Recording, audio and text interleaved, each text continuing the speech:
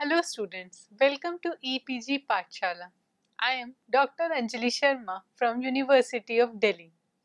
Today we are going to discuss about the module Motion in Static Non-Uniform Fields from paper Electromagnetic Theory. From this module, students, you may get to know about the following things. First, the relativistic motion of charged particle in static but non-uniform magnetic field configurations. Second, motions in a magnetic field with gradient perpendicular to the direction of the magnetic field leading to the gradient drift. Third, motion in magnetic field with curving lines of force leading to the curvature drift. We now study the nature of particle trajectories in a static but non-uniform magnetic field. Consideration of a non-uniform magnetic field is of interest in many areas such as magnetohydrodynamics, astrophysics and thermonuclear applications. Often, as in the case of interstellar and intergalactic space, the field is rather slowly varying so that the problem can be tackled perturbatively. We know that for a uniform and static magnetic field, the trajectory of a particle is a helix with uniform motion along the direction of the field and circular motion with certain radius of gyration in a plane perpendicular to the field. But slowly varying field, we mean that the distance over which the field varies appreciably in magnitude or direction is large compared to the radius of gyration of the particle, so that over one gyration the field can be taken to be nearly constant locally. The motion is then one of gyration with a radius and frequency that depends on the local value of the field. In the next order of approximation, slow changes occur in the orbit of the particle, which can be described as the drift of the guiding center. Let us first consider a spatial variation of the magnetic field B, which is a gradient perpendicular to the direction of the field. Let the gradient at the point of interest be in the direction of the unit vector n cap, so that n cap dot b is equals to 0. The particle has charge q, mass m and velocity v. Then, to first order, the gyration frequency can be written as omega b as a function of x equals to q divided by gamma m into b as a function of x equals to q divided by gamma m into b naught plus del b by del zeta naught into n dot x, which is further equals to omega naught into 1 plus 1 divided by b naught into del b by del zeta naught n dot x, where beta naught is the field at the guiding center and omega naught is the gyration frequency at that point. Since the direction of field is unchanged, the motion of the particle parallel to the field remains a uniform translation. Therefore, we consider modifications in the motion perpendicular to field only. Let V naught be the transverse velocity of the particle in the uniform field case and V1 the correction to it. Since the non-uniformity of the field is small, the magnitude of V1 is small as compared to that of V naught. So let us write V perpendicular equals to V naught plus V1 for the transverse component of the velocity of the particle.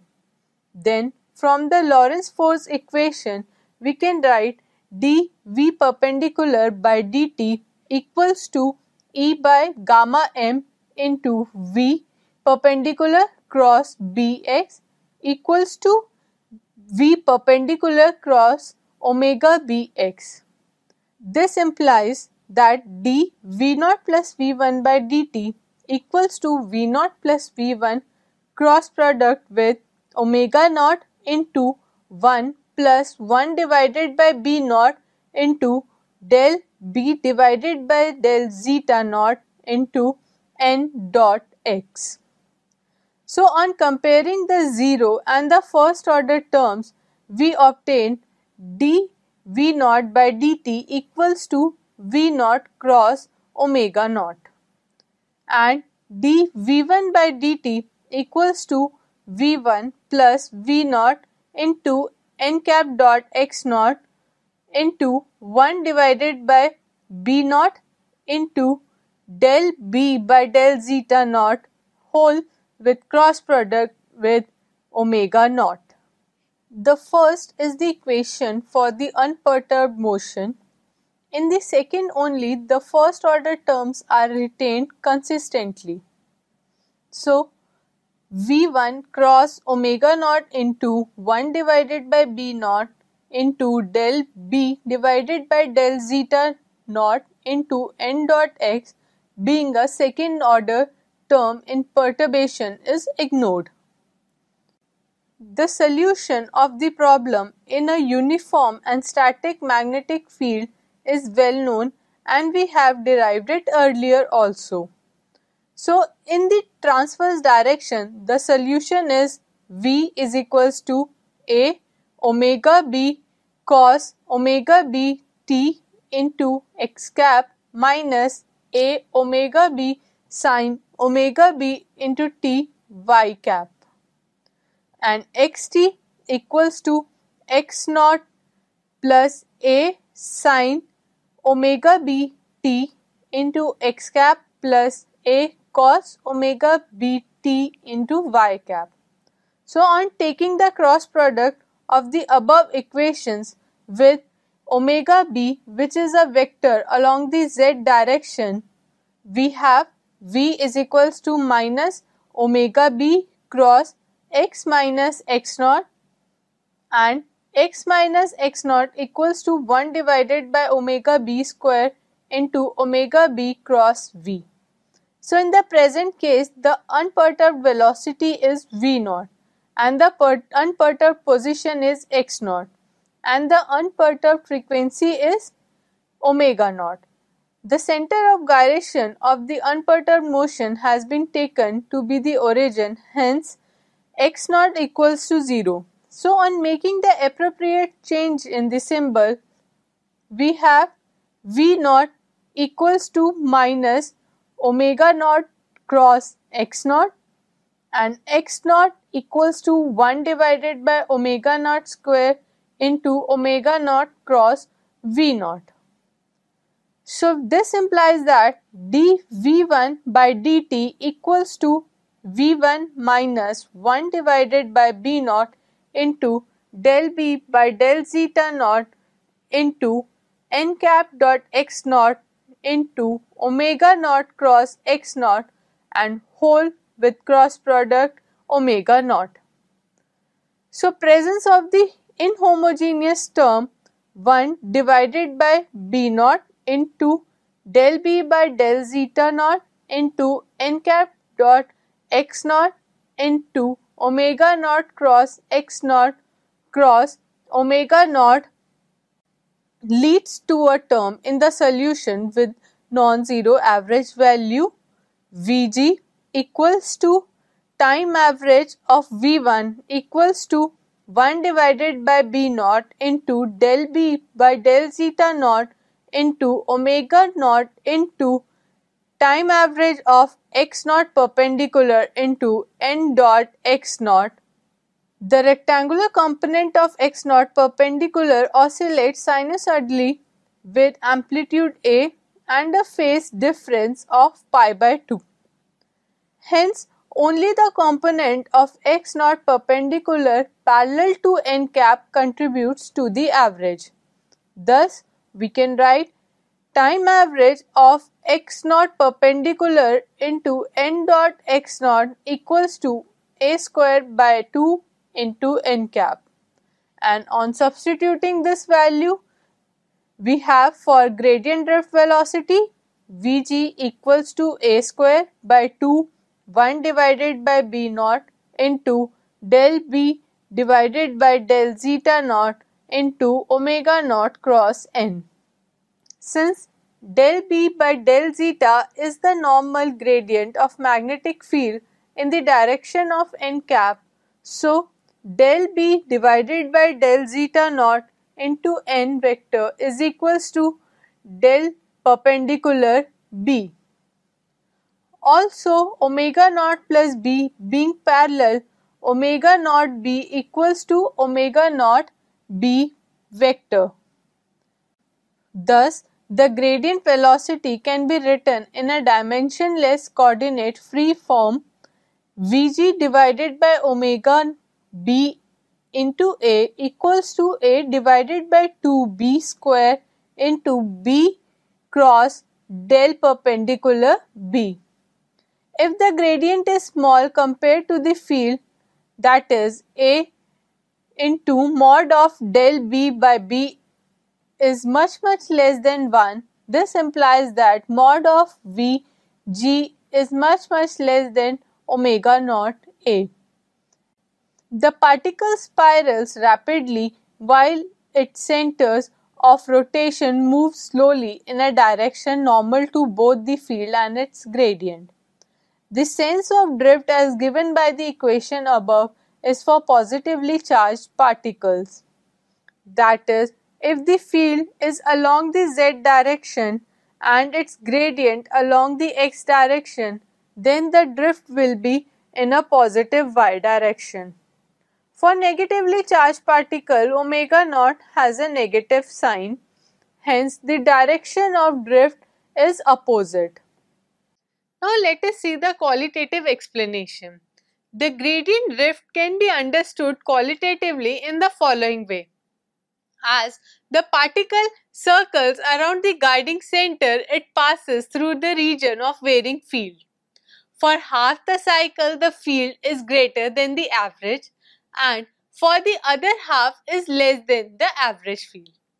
Since the radius of gyration is inversely proportional to the field, for half the cycle the particle moves in a tighter than the average arc, and for the other half in a broader than the average arc, producing a net drift in the transverse direction. The curvature drift. The second type of field variation we consider is the curvature of lines of force. This type of variation also leads to a drift of the guiding center called the curvature drift. Consider a two-dimensional field. To be specific, let the field be in the xy plane. The unperturbed uniform field B0 is along the x-axis.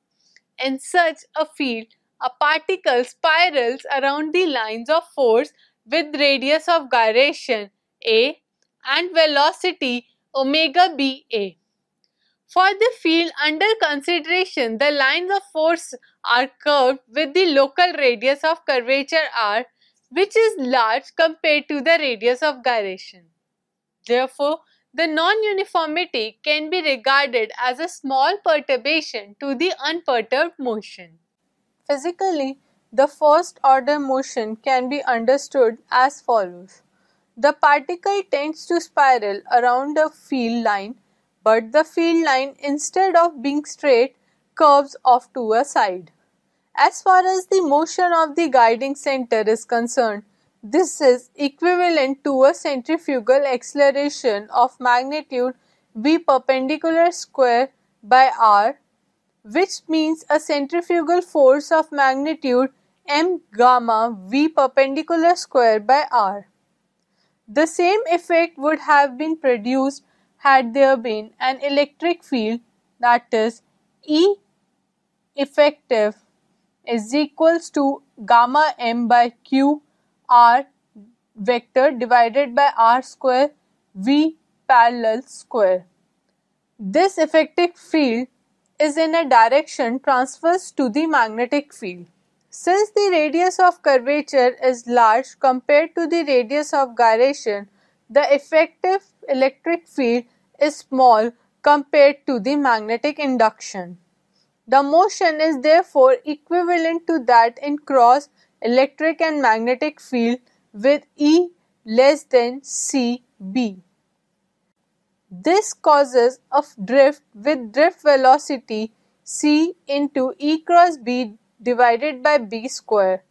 Thus, the curvature of the lines of force leads to a curvature drift velocity Vc, which is given by Vc equals to E effective cross B divided by B square equals to gamma m by Q R cross B naught divided by R square B naught square into V parallel square.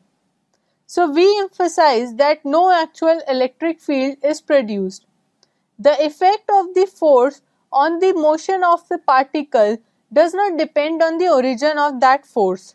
Thus, the effect is same had an actual electric field been present. The frequency of gyration is given by omega b equals to q b naught divided by gamma m. Using this expression, Vc can be written as Vc equals to V parallel square divided by omega b r into r cross b naught divided by r b naught. The direction of the drift is specified by the vector products in which r is the radius vector from the effective center of curvature to the position of the particle. Thus, if the field is along the x-axis and the lines of the fields are curving upwards so that the center of curvature is along the positive y direction, the drift velocity is along the z direction. This is true for a positively charged particle. For a negatively charged, the sign will be opposite because of the factor omega b. And the direction of the drift is independent of the sign of V parallel since it depends on the square of the velocity. An alternative derivation proceeds as follows. If the center of curvature is chosen as the origin of the system of coordinates, then in cylindrical coordinates the magnetic field has only an azimuthal component. Let us recall some of the relevant results from vectors in cylindrical coordinates and write a vector A in both cylindrical and Cartesian coordinates as A equals to Ax into x cap plus Ay into y cap plus Az into z cap equals to Ap into rho cap plus Aq A phi.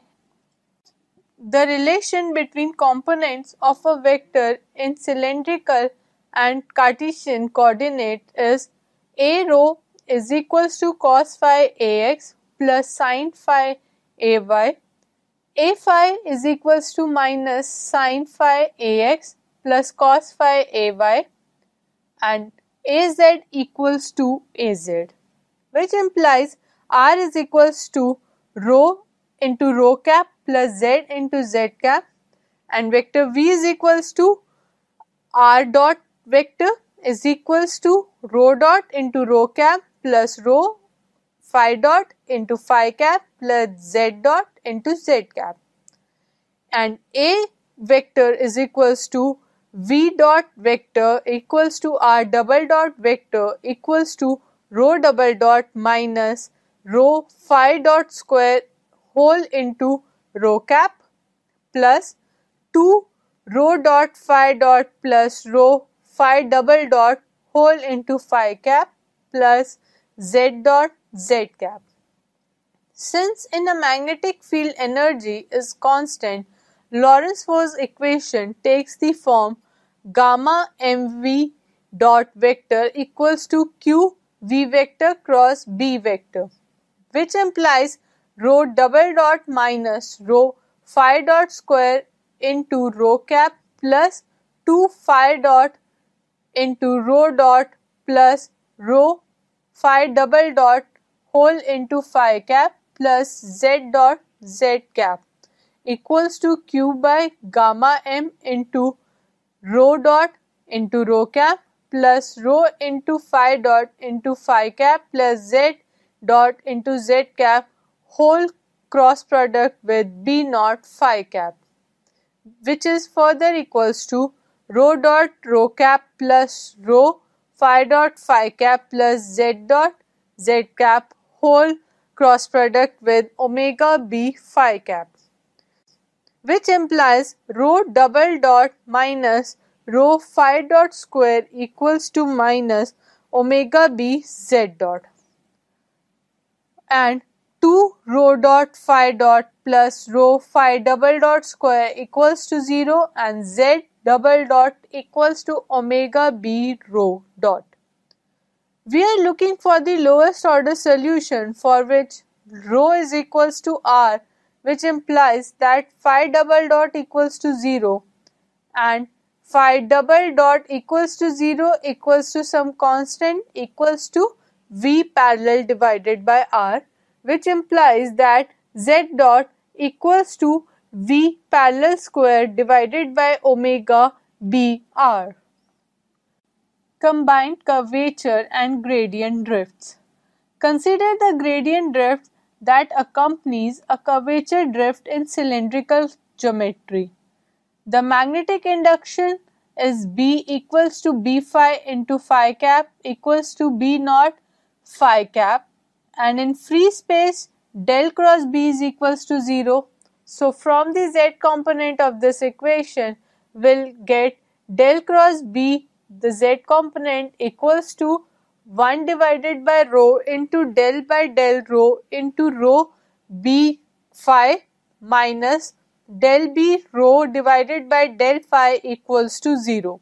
So this implies del by del rho into rho B phi equals to 0 implies that B phi equals to B naught by rho, where B naught is some constant.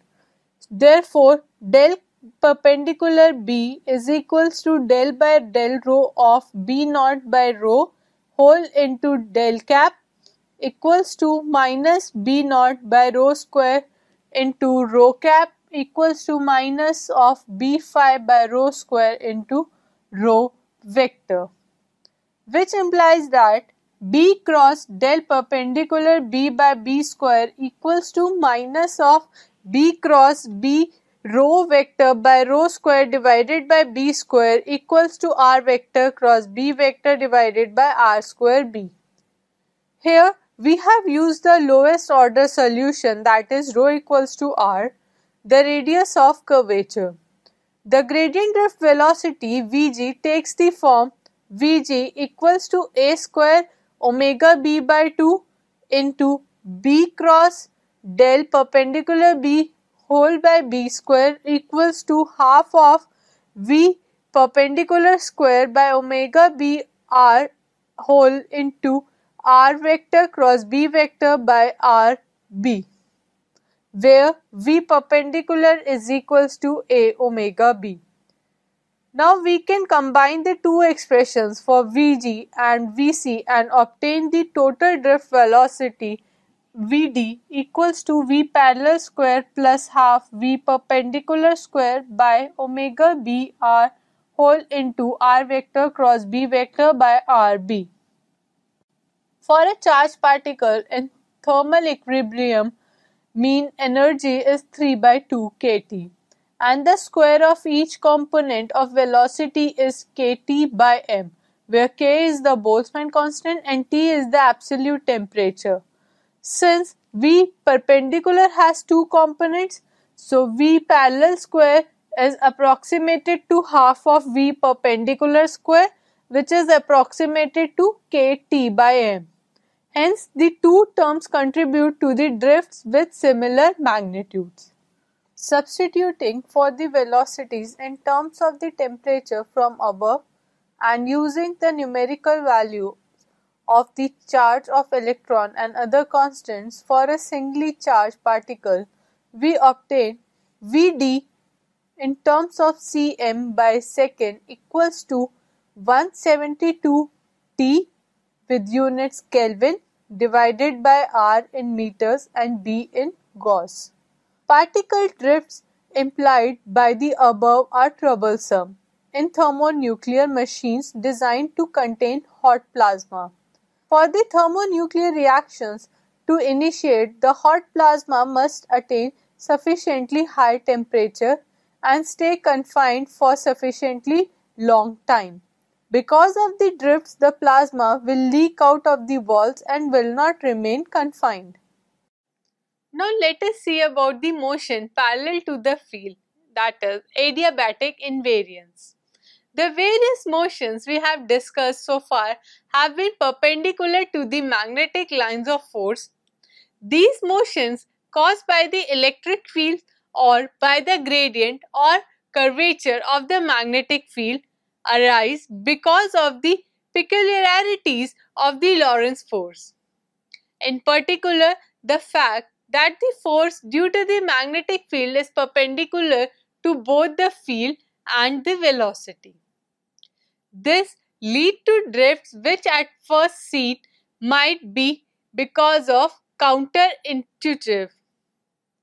To complete our study of the motion in magnetic field, we now consider motion parallel to the magnetic field. It turns out to be slowly varying fields. A powerful tool is the concept of adiabatic invariance. An adiabatic invariant is the property of a physical system that stays constant when changes occur slowly. In thermodynamics, an adiabatic process is a change that occurs without heat flow and slowly compared to the time to reach equilibrium. In an adiabatic process, the system is in equilibrium at all stages. Under these conditions, the entropy is constant. In mechanics, an adiabatic change is a slow deformation of the Hamiltonian where the fractional rate of change of the energy is much slower than the orbital frequency. The area enclosed by the different motions in phase space is an adiabatic invariant. In quantum mechanics, an adiabatic change is one that occurs at rate much slower than the difference in frequencies between energy eigenstates. In this case, the system does not make transition between energy states so that the quantum number is an adiabatic invariant. The old quantum theory was formulated by equating the quantum numbers of system with its classical adiabatic invariant. This determined the form of the Bohr-Sommerfeld quantization rule. The quantum number is the area in phase space of the classical orbit. Since the magnetic field is divergence free, that is del dot B is equals to 0, there is a small radial component of the field in addition to the z component. For simplicity, we assume cylindrical symmetry. Suppose that a particle is spiraling around the z-axis in an orbit with small radius. So at z equals to 0, the field strength is B0 and the transverse velocity of the particle is V perpendicular naught and the parallel component is V parallel. Since the energy of the particle is fixed at any position along the z-axis, so V parallel square plus V perpendicular square is equals to V parallel naught square plus V perpendicular naught square equals to V naught square. So if we assume that the flux is adiabatic invariant, then V perpendicular square by B is equals to V perpendicular naught square by B naught.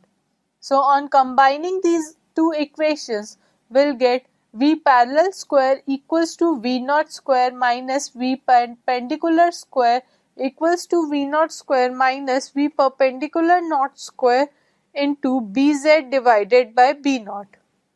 As the particle proceeds along the positive z direction, the magnetic field increases and hence V parallel decreases. If Bz increases enough, eventually the right hand side of the equation becomes 0 Also, Bz increases, the radius of gyration decreases. This means that the particle spirals in an orbit with decreasing radius of gyration, converting more and more of its translational energy into rotational energy until its axial velocity vanishes. Then the particle turns around till spiraling in the same sense clockwise or anti-clockwise and starts moving in the negative z direction. The particle is reflected by the magnetic field as depicted in the diagram given in the. Then particle turns around, still spiraling is in the same sense clockwise or anti-clockwise, and starts moving in the negative z direction.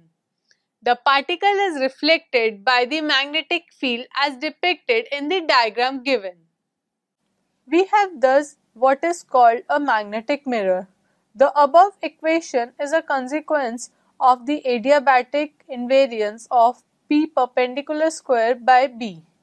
So, in this particularly simple case, the invariance follows directly from the Lorentz-Force equation.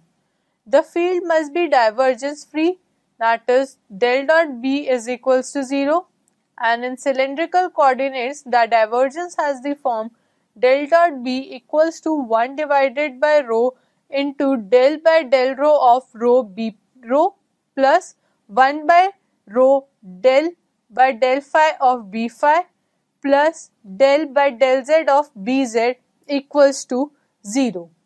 Since field has radial and axial components 1 by rho into del by del rho of rho B rho plus del Bz by del z equals to 0, provided del Bz by del z does not vary much with rho.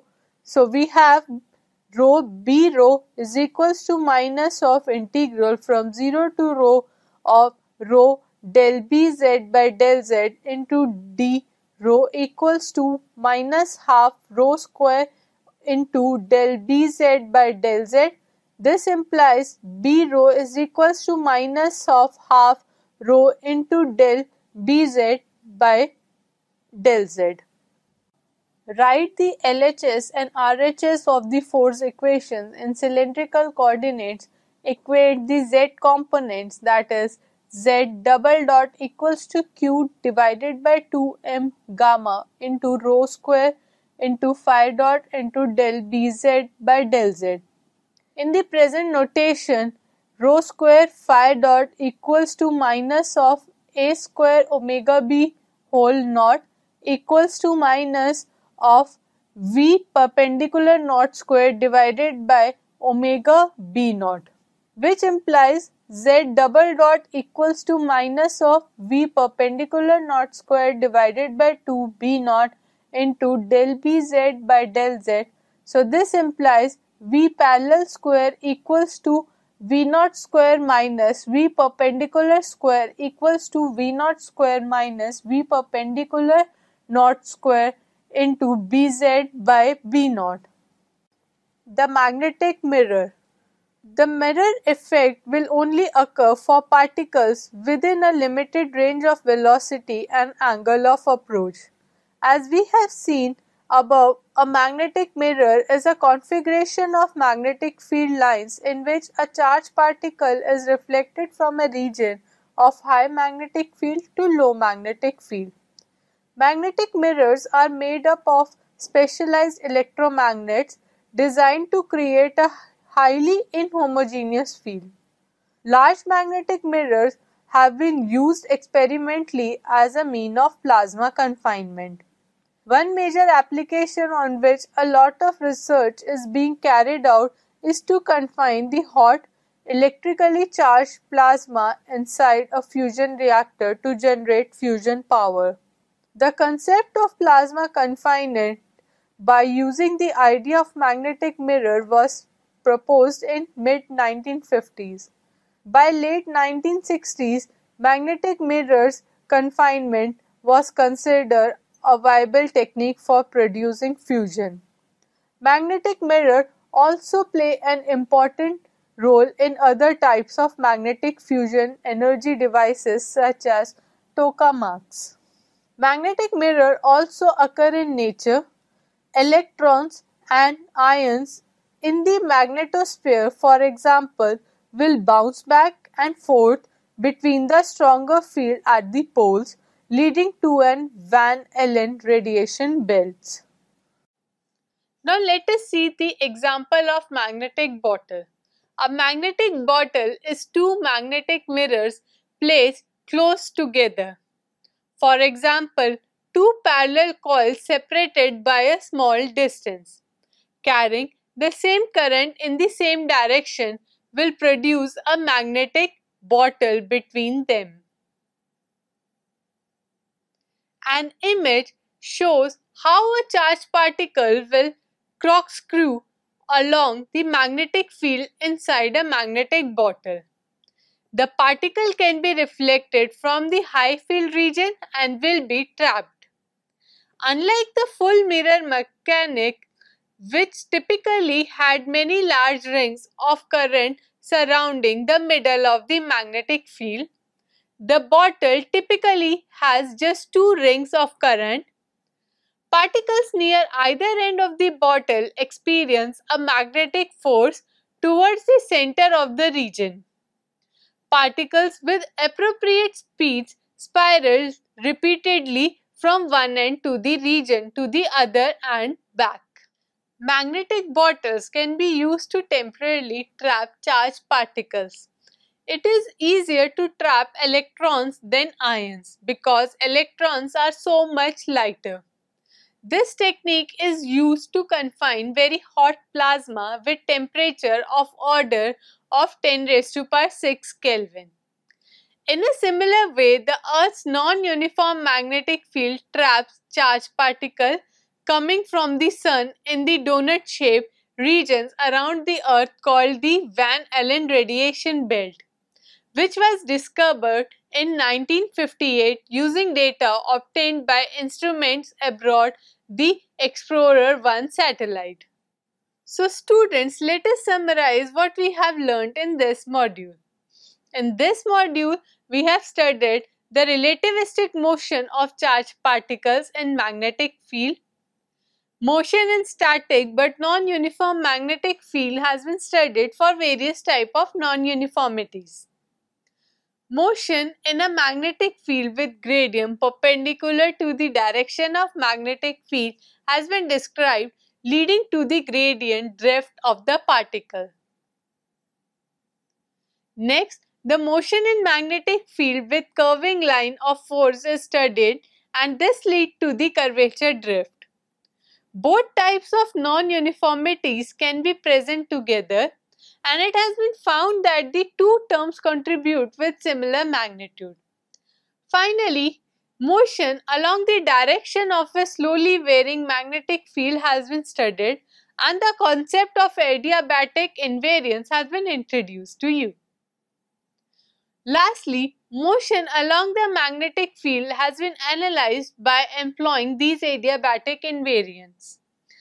Use of such a configuration as magnetic mirrors and magnetic bottle has also been discussed. Thank you.